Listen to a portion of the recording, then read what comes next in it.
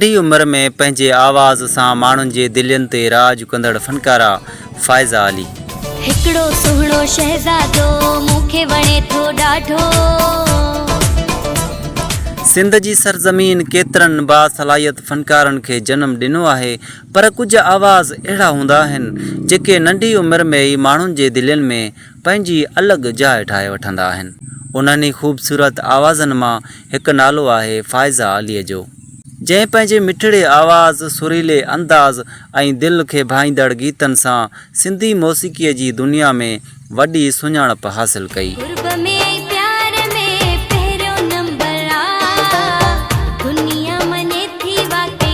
फ़ाइज़ा अलीअ जो जनमु 9 अक्टूबर साल 1998 ईस्वी ते हैदराबाद में थियो।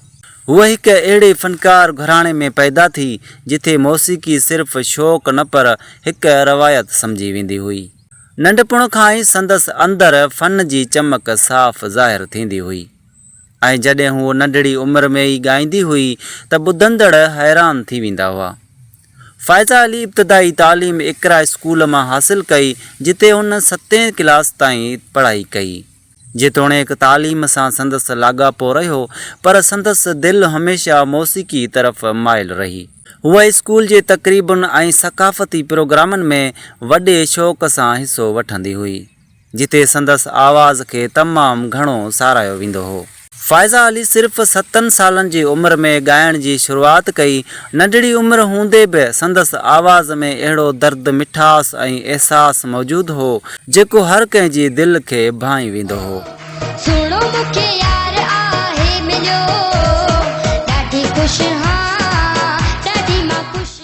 हूअ जॾहिं स्टेज ते ईंदी हुई त महफ़िल जो रंग ई बदिलजी वेंदो हो ऐं माण्हू वॾी ख़ामोशीअ सां संदसि आवाज़ ॿुधंदा हुआ। फ़ाइज़ा अली पंहिंजी मौसीक़ी जी शुरूआती सिख्या अब्दुल सत्तार उर्फ़ ख़ान फ़क़ीर खां वरिती, जेको सिंधी मौसीक़ीअ जी मशहूरु फ़नकारा सनम मारवीअ जो चाचो पिणु हो। अब्दुल सत्तार उर्फ़ ख़ान फ़क़ीर न सिर्फ़ु खेसि सुरनि जी सुञाणप सेखारी, पर मौसीक़ीअ जे अहसास खे बि सम्झण जी तरबियत ॾिनी। हुन जी रहनुमाई में फ़ाइज़ा अलीअ जे आवाज़ में वधीक पुख़्तगी आई ऐं संदसि ॻाइण जो अंदाज़ वधीक निर्वार थी साम्हूं आयो। उन दौरान मशहूरु शाइर अलीशेर ख़ासकेली फ़ाइज़ा अलीअ जी आवाज़ ॿुधी संदसि घर आयो ऐं खेसि सलाह ॾिनी त तुंहिंजो आवाज़ तमामु सुठो आहे ऐं तूं हिकु वॾी ॻाइणी बणिजी सघें थी। अलीशेर ख़ासकेली जी हिन हिमत अफ़ज़ाई वारी ॻाल्हि फ़ाइज़ा अलीअ जी ज़िंदगीअ जो अहम मोड़ साबित थी।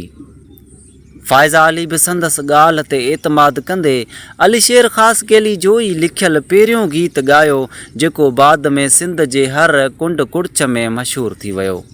उहो गीत हो मिठा मेहराण जा माण्हू, जेको कशिश टीवीअ ते नशर थियो।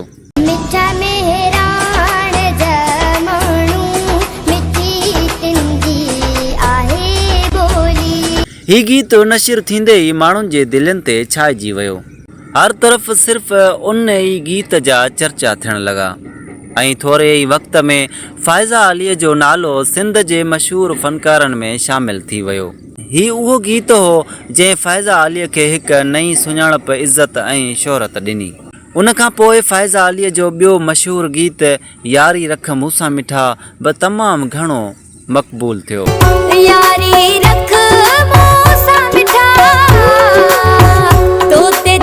हीउ गीत नौजवाननि खां वठी वॾड़नि ताईं हर कंहिं वॾे शौक़ सां ॿुधो।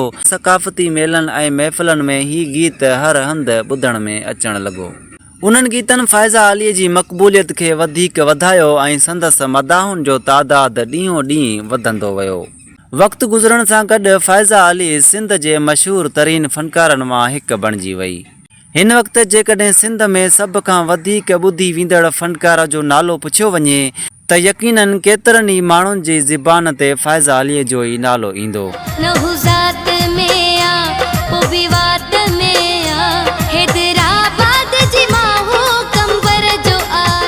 संदसि आवाज़ अॼु बि लखे माण्हुनि जे दिलनि ते राज करे रहियो आहे ऐं संदसि गीत समाजी राब्तनि जे ज़रियनि खां वठी हर मौसीक़ी महफ़िल ताईं वॾे शौक़ सां ॿुधा वञनि था।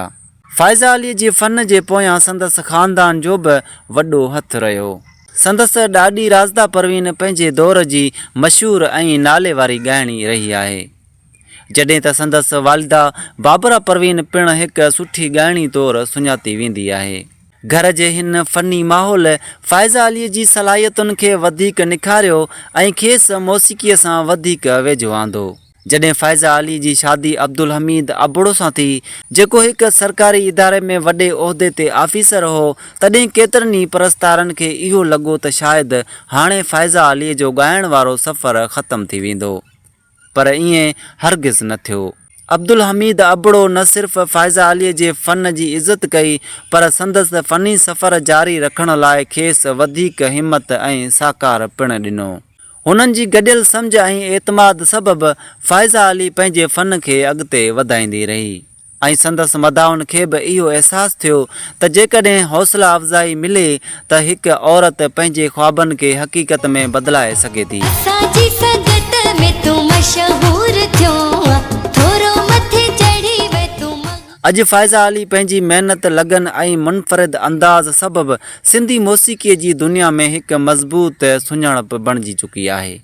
संदसि आवाज़ न सिर्फ़ु सिंध में पर दुनिया जे मुख़्तलिफ़ मुल्कनि में रहंदड़ सिंधी माण्हुनि जे दिलनि में बि ख़ासि जाइ रखे थो। कई दिल असांजी धनी भोर साईं, कई दिल असांजी। हूअ अॼु बि पंहिंजे फ़न ज़रिए माण्हुनि जे दिलनि खे ख़ुशी मुहबत ऐं अहसासनि सां भरे रही आहे। दुनिया में हज़ार मूंखे तूं वणी थो, नाहे कमी। असांजे MH पयार यूट्यूब चैनल ते अव्हांखे अहिड़नि ई मशहूरु शख़्सियतुनि जूं दिलचस्प कहाणियूं, वायरल हक़ीक़तूं, मुतासिर कंदड़ ज़िंदगियूं ऐं सिंधी फ़न ऐं सक़ाफ़त सां लाॻापियल बहितरीनु वीडियोज़ ॾिसण लाइ मिलंदियूं।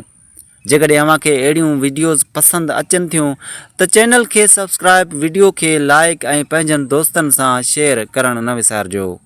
मिलंदासीं ईंदड़ वीडियो में, तेसीं ताईं ॾींदा इजाज़त। अल्लाह हाफ़िज़।